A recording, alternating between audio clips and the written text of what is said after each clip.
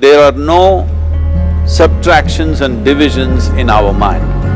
There is only addition and multiplication.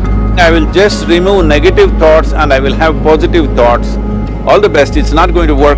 It's just that you need to pay little attention as to how it functions. You will see there is a distinction between what is you and what you have gathered.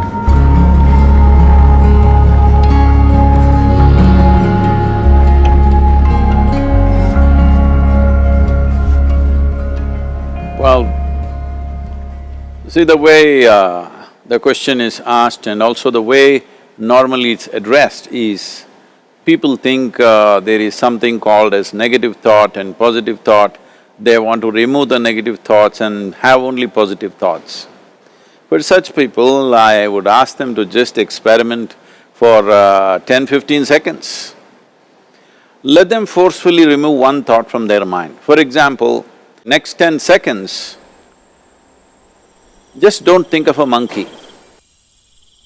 Try not to think of a monkey for next 10 seconds. You will see you will be full of monkeys. So what I'm saying is, this is the nature of your mind, because in this mind, all the three pedals are throttle. There is no brake, there is no clutch. Whatever you touch, it will only go faster.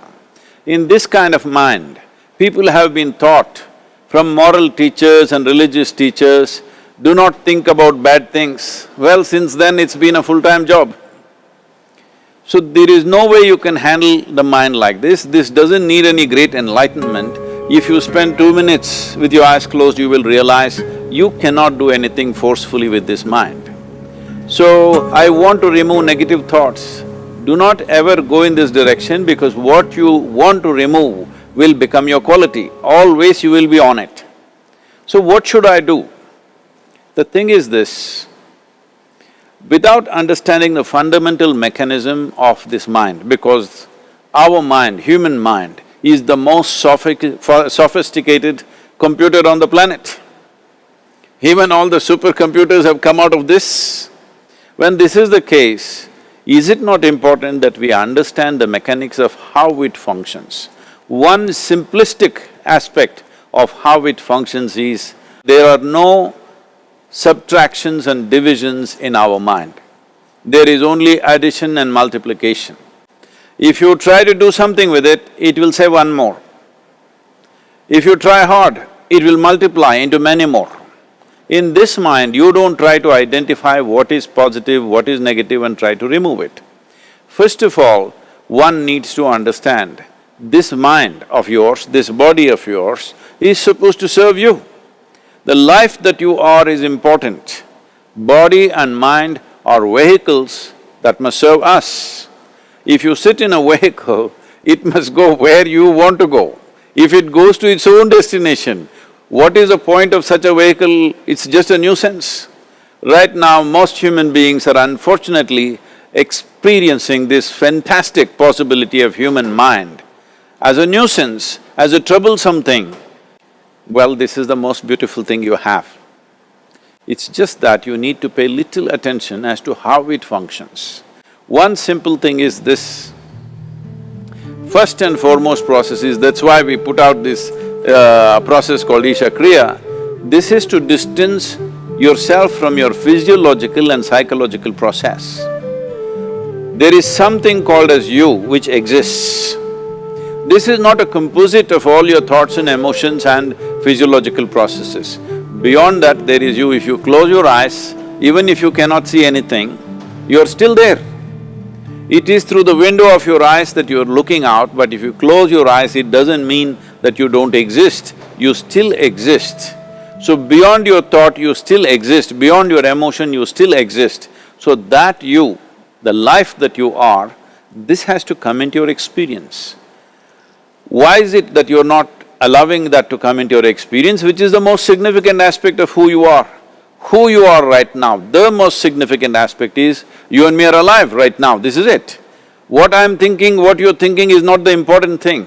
We are alive right now, that is the important thing.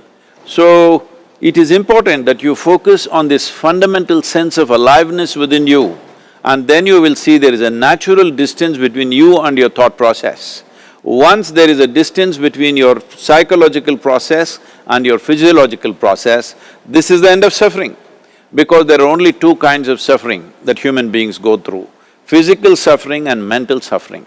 Once you create a little space between you and your mind, between you and your body, this is the end of suffering.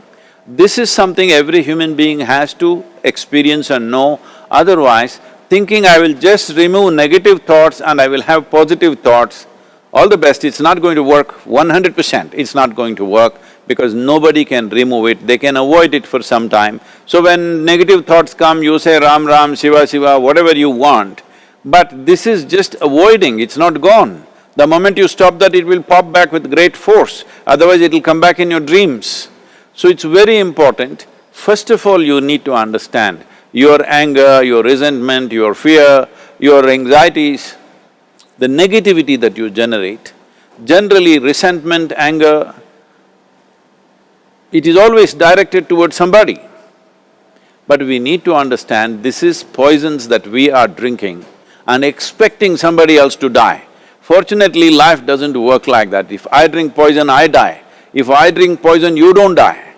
So, we need to understand this. When I say poison, today you can have yourself chemically analyzed. Right now, what is your blood work, what it says? 5 minutes of intense anger, check your blood work and see, there will be lots of negative elements in it, literally you're poisoning yourself. So, do you want to poison yourself? Definitely not. Now the very question is coming from certain helplessness, what shall I do? Don't do anything, just sit back and just concern yourself with something which is a life process. Maybe your heartbeat, maybe your breath, maybe just the sensation of being alive.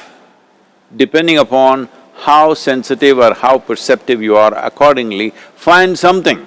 It could be a sensation in the body, it could be breath, it could be heartbeat, it could be anything, something which indicates life to you. Just pay attention to that for some time. Slowly you will see there is a distinction between what is you and what you have gathered, which includes both your physiological and psychological possibility or mess, whatever you made out of it.